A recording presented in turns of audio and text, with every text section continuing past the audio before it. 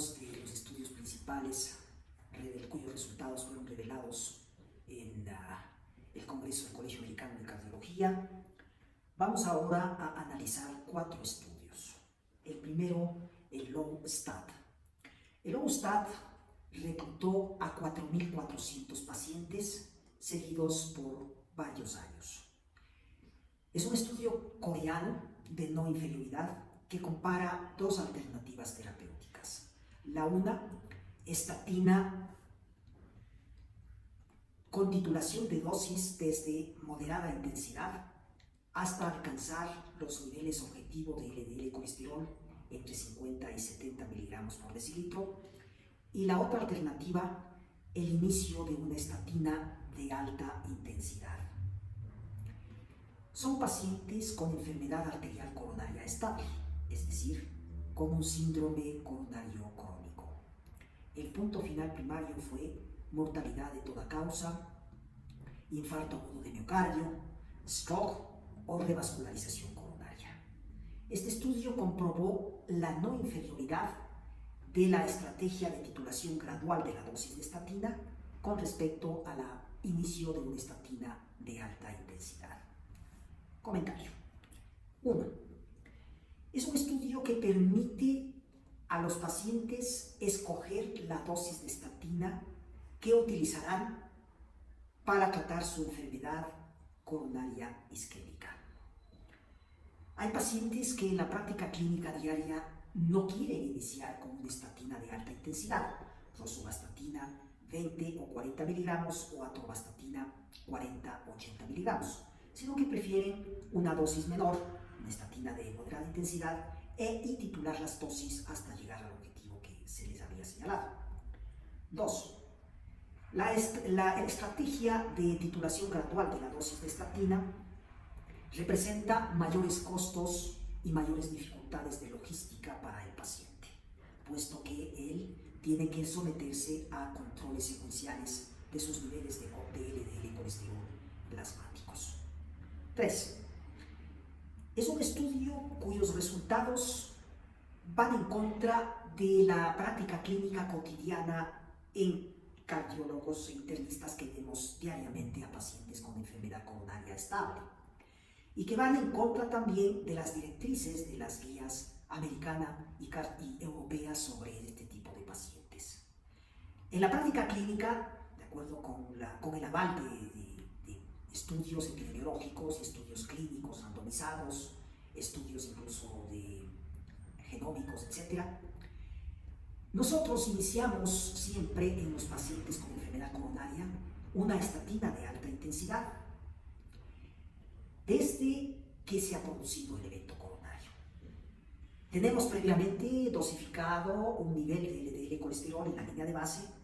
Al alta del paciente hacemos un nuevo control de LDL colesterol y continuamos con la estatina de alta intensidad. Un mes y medio después, el paciente en el control del centro de rehabilitación cardíaca, centro cardiológico, hace un nuevo control de LDL colesterol y si es que no ha satisfecho los objetivos de LDL colesterol, añadimos ezetimibe, inhibidores PCSK9, inclisiran, ácido bempedoico, etc. 4. Al final del estudio, aproximadamente solamente un 43% de pacientes en la estrategia de titulación gradual de la estatina estaban con estatina de moderada intensidad y habían alcanzado ya su objetivo entre 50 y 70 miligramos por decilitro. Yo me pregunto y tengo temor si en nuestra práctica clínica nosotros logramos alcanzar el objetivo de LDL colesterol de algunas guías de menos de 55 miligramos por decilitro al usar solamente una estatina de moderada intensidad. Yo pienso que por lo menos en los pacientes de nuestro mundo occidental no es posible o es muy difícil realmente alcanzar ese objetivo con una estatina de moderada intensidad. El segundo estudio que voy a analizar en este momento se refiere a la hemodinamia al tratamiento de cardiopatías valvulares, de cardiopatías estructurales valvulares. Me refiero concretamente al estudio TRILUMINATE. Es un estudio que reclutó a pacientes con insuficiencia tricuspidia severa, con falla cardíaca derecha, no izquierda, que estaban en terapia médica óptima por lo menos el último mes anterior a su reclutamiento. Este estudio comparó dos estrategias: la colocación de un dispositivo mecánico llamado TriClip en la válvula tricúspide para aproximar los bordes de las valvas y suprimir la insuficiencia tricuspidia, más tratamiento médico óptimo versus terapia médica óptima. Fueron reclutados aproximadamente 175 pacientes a un brazo y 175 pacientes al otro brazo.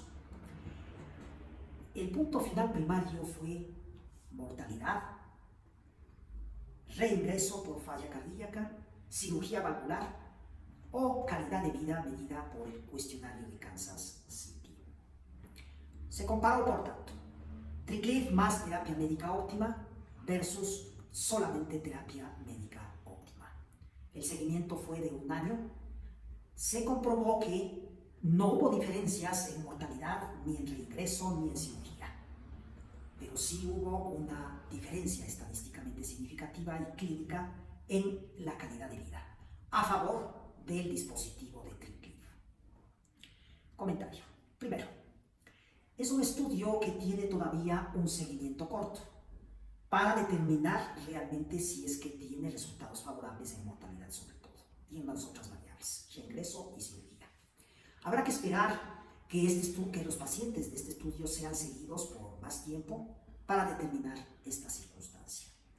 Segundo, la mayoría de pacientes del estudio TriLuminate utilizaron un dispositivo todavía primitivo de TriClip. Al momento, en la práctica clínica se está utilizando un dispositivo que tiene brazos más largos y que produce cerramientos de las insuficiencias tricuspidias mucho más eficientes. De manera que habrá que ver si es que con el uso ya de este dispositivo más avanzado se logra mejores resultados ya en estos pacientes. Tercero, cuando usamos dispositivos hemodinámicos para solucionar problemas valvulares estructurales, es necesario que pasen los hemodinamistas por una curva de aprendizaje. Es decir, se abre la inquietud y la pregunta de si cuando ya los operadores estén más diestros para colocar ese dispositivo, los resultados sean más favorables para el TriClip. Cuarto, de todas maneras, este estudio TriLuminate genera una nueva alternativa para pacientes que solamente tenían una alternativa terapéutica farmacológica. Estos pacientes no pueden ser operados, son pacientes con insuficiencia tricuspidia y falla cardíaca derecha exclusivamente, no con falla cardíaca izquierda. Entonces, al no poder ser intervenidos, la única solución que teníamos antes del estudio TriLuminate en estos era titular las dosis de los diuréticos. Con el TriLuminate se abre una esperanza terapéutica para ellos. Hay que considerar también que los reingresos por falla cardíaca derecha sí son menos frecuentes que cuando existe falla cardíaca izquierda. No es lo mismo tener, por ejemplo, un edema agudo de pulmón, una disnea por edema agudo de pulmón o por congestión vascular pulmonar, que tener solamente un edema de miembros inferiores. Cuando el paciente tiene edema de miembros inferiores de causa cardiógena, por lo regular los cardiólogos aumentamos o iniciamos la dosis de diurético. Entonces hay mucha probabilidad de que no haya habido una incidencia grande de reingresos tanto en el brazo control como en el brazo de intervención en este estudio TriLuminate por esa circunstancia. El tercer estudio, un estudio también de seguimiento del COAT. El estudio COAT, recordemos, es un estudio que reclutó a pacientes con insuficiencia mitral moderada, severa, funcional, es decir, insuficiencia mitral secundaria, con disfunción sistólica del ventrículo izquierdo, con ventrículo izquierdo dilatado, pero no tan dilatado como cuando se reclutaron a los pacientes del MITRA-FR, por ejemplo. Este estudio comparó la colocación de un dispositivo también llamado MitraClip a pacientes que tenían terapia médica óptima en esa época para insuficiencia cardíaca versus pacientes que también iban a recibir terapia médica óptima. Este estudio constituye el seguimiento de pacientes a 5 años. Ya nosotros teníamos el seguimiento y los resultados del estudio a 2 años y se encontró una mejoría del punto final primario, que fue mortalidad, reingresos, y se encontró ya segundo año aquello, y esta diferencia significativa también fue a favor del Mitra-Cave a los 5 años de seguimiento. Imprescindible también considerar como comentario acá que la mayor parte de pacientes del grupo control a partir de los 2 años han fallecido. Una parte también de ellos han pasado al grupo de intervención, es decir, ha habido un crossover, es decir, un cruzamiento de pacientes desde el grupo control hacia el grupo de intervención, porque eso se permitió, porque eso los investigadores del estudio permitieron que se realizara. Por ello, a partir del segundo año se ve que las curvas de Kaplan-Meier en este estudio tienen una pendiente menor, es decir, que al final la diferencia en los resultados en el punto final primario tiende a decrecer cuando se analiza en el punto quinto, el punto 5 años versus el punto 2 años. De todas maneras, es un estudio que prácticamente viene a corroborar aquello que nosotros sabíamos. Mitra-Cave superior en estos pacientes con insuficiencia mitral, moderada severa, con disfunción sistólica, mejor que terapia médica óptima. El último estudio de cardiopatía estructural importante fue el de Evolut-Corevalv. Pacientes con una media de edad de 73 años aproximadamente, a quienes se colocó un dispositivo llamado Corevalv por vía percutánea para cerrar una estenosis aórtica severa. Estos pacientes tenían bajo riesgo quirúrgico de acuerdo con el score ST, es decir, tenían un score menor o igual a 3 puntos. Pacientes relativamente jóvenes para esta patología. Se comparó el TAVI con Corevalv versus la cirugía valvular aórtica. Seguimiento a 3 años. El punto final primario fue mortalidad y stroke incapacitante. Se encontró aquello que ya teníamos, que ya habíamos conocido a partir del segundo año del seguimiento de estos pacientes. Al tercer año se encontró lo mismo. Una mejoría significativa del endpoint primario de aproximadamente un 30% en la estrategia de colocación de Corevalv frente a la cirugía valvular. Desde luego no se alcanzó el punto de significación estadística, puesto que el valor P fue de 0.051, pero teniendo nosotros una diferencia del 30% a favor del TAVI, pues es un estudio que puede estadísticamente no tener significancia, pero clínicamente sí tiene mucha significación estadística. Comentario. La tasa de colocación de marcapaso en los pacientes TAVI fue mucho más alta que en el caso de la cirugía, aproximadamente un 23%. ¿A qué se debe esto? Se debe a que cuando se hizo el estudio no había todavía una técnica de inserción supraanular, de manera que esto podría haber ocasionado un incremento en la tasa de incidencia de marcapaso.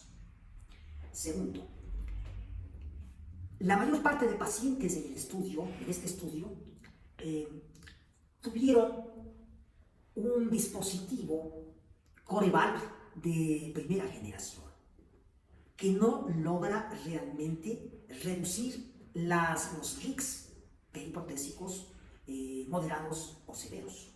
Al momento tenemos un dispositivo con una falda de sellado bastante eficiente que reduce la probabilidad de leaks, es decir, de insuficiencias periprotésicas después de la colocación de la válvula por vía percutánea. Por ello es que en el mismo estudio se ve que, si bien los leaks leves la tasa de incidencia de leaks leves es mucho más alta en pacientes con TAVI, sin embargo, los leaks moderados o severos tienen una incidencia igual tanto en TAVI como en cirugía. Desde luego, el seguimiento que se realizó a estos pacientes en 3 años todavía no es suficiente para determinar la durabilidad de la prótesis. A nosotros nos preocupa mucho la durabilidad de esta prótesis porque son pacientes jóvenes que tienen una esperanza de vida bastante larga. Desde luego que hubo aspectos de seguridad favorables. No hubo deterioro de la válvula en el transcurso de los 3 años, pero todavía no tenemos un tiempo de seguimiento apropiado para determinar si realmente la durabilidad de la válvula es apropiada. Es necesario comentar que cuando el hemodinamista pone una válvula protésica por vía percutánea en la válvula aórtica, el hemodinamista tiene que, primero, reducir la posibilidad de leaks, segundo, asegurar el acceso coronario, poner supraanular al dispositivo y reducir también la probabilidad de que el paciente use un marcapaso. Actualmente, las técnicas quirúrgicas de TAVI para estenosis aórtica son supraanulares, reducen significativamente el leak, reducen la probabilidad del uso de marcapaso cardíaco posterior y por ello pues, genera una expectativa bastante buena para este